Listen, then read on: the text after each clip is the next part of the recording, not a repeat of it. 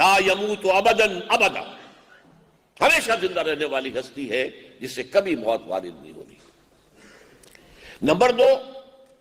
وہ ہر آن اور ہر جگہ حاضر و ناظر ہے، لہذا اس کی خلافت کا کیا معنی، کس لیے،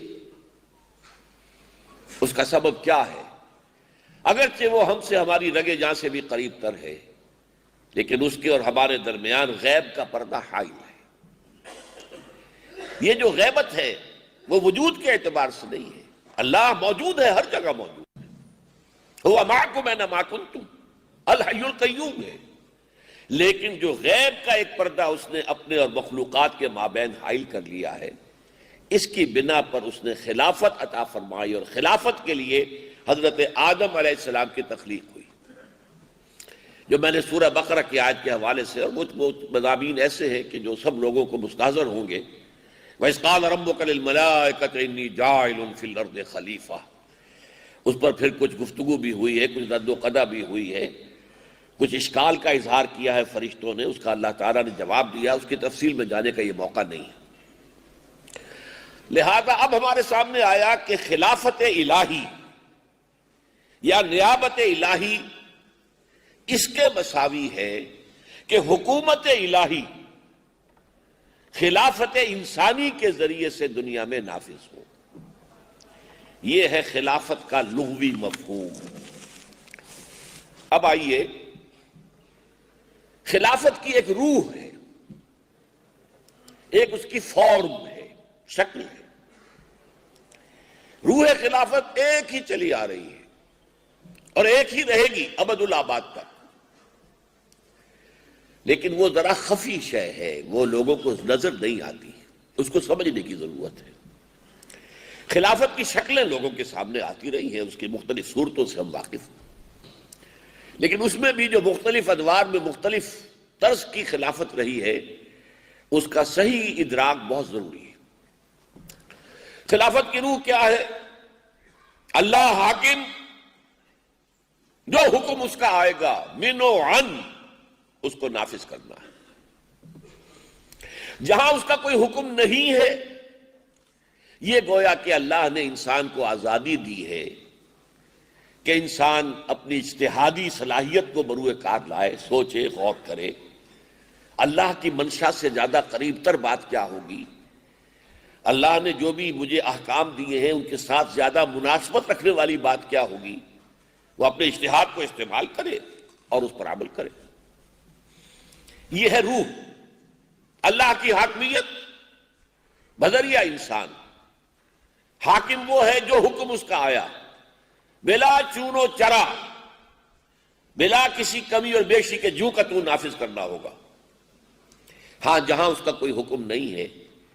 یہ گویا کہ دلیل ہے اس کی کہ اس میں اللہ نے آزاد کر دیا ہے۔ سوچو، غور کرو، تمہیں عقل دی ہے، صلاحیت دی ہے، اور غور کرو کہ دین کے مجموعی نظام، اللہ کے احکام کے ساتھ مجموعی طور پر متناسب بات کون سی ہوگی، اس کے لیے جد و جہد کرو، اسی کا نام اجتہاد ہے۔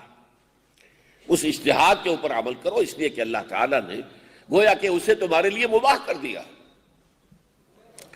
یہی وجہ ہے کہ یہ دو الفاظ اپنے ذہن میں جما لیجئے، امر اللہ اور امرہم۔ اس کی بہترین تعبیر کیا ہے وہ میں آپ کو ایک حدیث نبوی کے حوالے سے بتاؤں گا۔ حضور صلی اللہ علیہ وسلم نے فرمایا، مثل المؤمن کمثل الفرس فی عقیتہ، مومن کی مثال اس گھوڑے کی سی ہے جو ایک کھوٹے سے بندھا ہوا ہے۔ بڑی پیاری حدیث ہے۔ دیکھیے، جو شخص نہ اللہ کو مانے، نہ رسول کو، نہ قرآن کو، وہ آزاد ہے، مادر پدر آزاد، جو چاہے کرے۔ جس نے اللہ کو مانا وہ پابند ہو گیا اللہ کے احکام کا، جس نے رسول کو مانا وہ پابند ہو گیا رسول کے فرامین کا، جس نے قرآن کو مانا وہ پابند ہو گیا قرآن کی شریعت کا۔ پابندی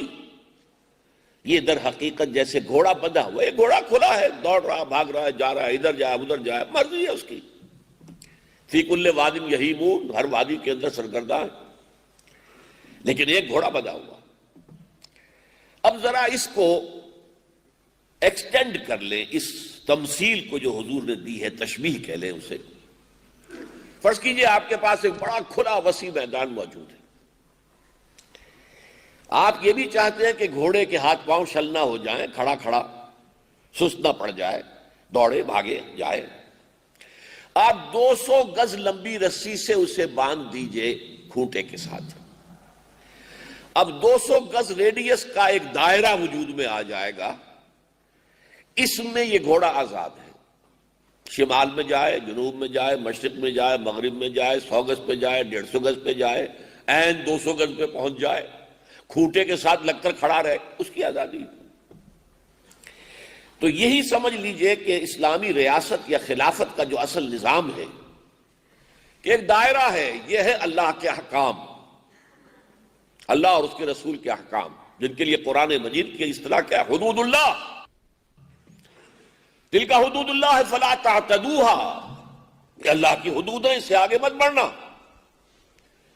تلک حدود اللہ فلا تقربوها، آگے بڑھنا تو دور کی بات رہی، قریب بھی مت جانا، اس لیے کہ اگر زیادہ قریب چلے گئے تو اس بات کا اندیشہ ہے کہ کہیں بھول کر یا کسی تیزی کے اندر کہیں کراس نہ کر جاؤ، تو keep at a safe distance, فلا تقربوها، تلک حدود اللہ فلا تقربوها، تلک حدود اللہ فلا تعتدوها، یہ حدود اللہ ہے، اللہ اور اس کے رسول کے احکام، ان کے اندر جو ہے مباحات کا دائرہ ہے، ہر چیز جائز ہے،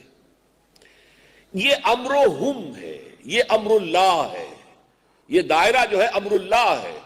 اور یہ امر و ہم ہے جس کے بارے میں سورہ شورى میں فرمایا گیا وَأَمْرُهُمْ شُورَى بَيْنَهُمْ،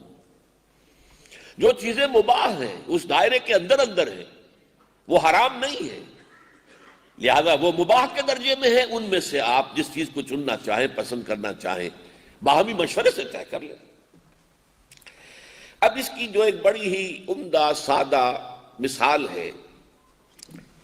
آج سے 60 برس پہلے ہم انگریزوں کے غلام تھے،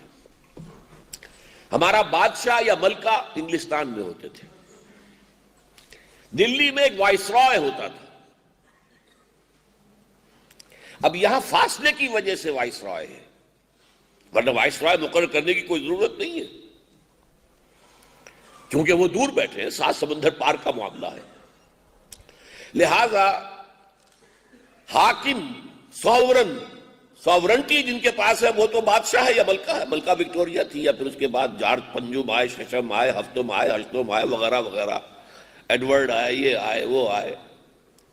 یا ملکہ الزبتھ بیٹھی ہوئی ہے، تو اصل ساورنٹی ان کی ہے، اور جو دہلی میں وائسرائے ہوتا تھا اس کا کام کیا تھا؟ دیکھیے وہی بات جو میں پہلے ایسنس بتا چکا ہوں آپ کو، کہ ایسنس کیا ہے خلافت کا، جو حکم ہز میجسٹیز گورنمنٹ سے آیا یا ہر میجسٹیز گورنمنٹ سے آیا، اس کو تو وائسرائے نے نافذ کرنا ہے، اس میں وائسرائے کوئی تغیر اور تبدل کرنے کا اختیار نہیں رکھتا، it has to be implemented as such. لیکن جہاں کوئی حکم نہیں ہے وہاں اس وائسرائے کا کام ہے، اس کا فرض ہے، کیونکہ وہ آن دی اسپاٹ موجود ہے، یہاں کے حالات کو وہ بہتر جانتا ہے،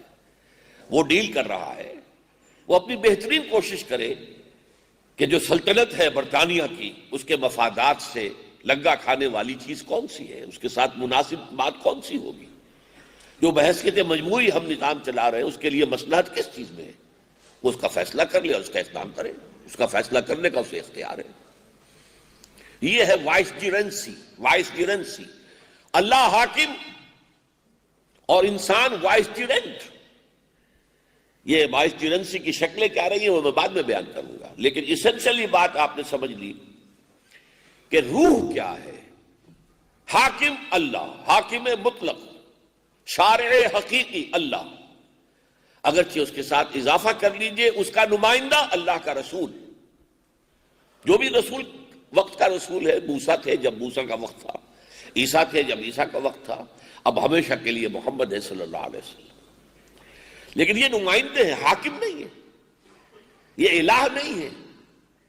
الہ اللہ ہے، حاکم وہ ہے، ان الحکم الا للہ، حکومت کا اختیار اللہ کے سوا کسی کو نہیں ہے، حاکمیت اللہ کے سوا کسی اور کے لیے نہیں ہے، سروری زیبا فقط اس ذات بے ہمتا کو ہے، حکمراں ہے ایک وہی، باقی متانے آخری۔ لیکن یہ کہ ان کے نمائندے کی حیثیت سے محمد الرسول اللہ صلی اللہ علیہ وسلم. اب ان دونوں کے احکام جو ہے کتاب و سنت جس سے ہم تعبیر کریں گے وہ دائرہ ہے، اس دائرے سے آگے آپ کو نہیں جانا. دائرے کے اندر امرہم ہے، یہ اللہ نے آپ پر چھوڑ دیا ہے. آپ باہمی مشورے سے، میوچول کنسلٹیشن سے، امرہم شورا بینہم، اجتہاد کیجئے اپنی امکانی حد تک، اور پھر جو بھی جس بات پر اجماع ہو جائے یا اکثریت جمع ہو جائے اسے اختیار کریں. اب دیکھیے فارم کیا کہہ رہی ہے تاریخ میں. سب سے پہلی فارم کیا تھی؟ جب تک نبوت جاری تھی ہر نبی ہی خلیفہ ہوتا تھا، اس لیے کہ اس کی ہاٹ لائن اسٹیبلش تھی اللہ کے ساتھ، حاکم کے ساتھ. وہی وہاں سے آ رہی ہے، یہ ریسیو کر رہا ہے علیہ الصلوۃ والسلام، اور اس کو نافذ کر رہا ہے. اور جہاں کوئی اس کی وحی نہیں آئی ہے وہ اپنی ججمنٹ، اپنی سوچ، اپنے اجتہاد سے کام لے رہا ہے. تو تمام انبیاء خلیفہ تھے اللہ کے. اس کو نوٹ کر لیجیے اچھی طرح.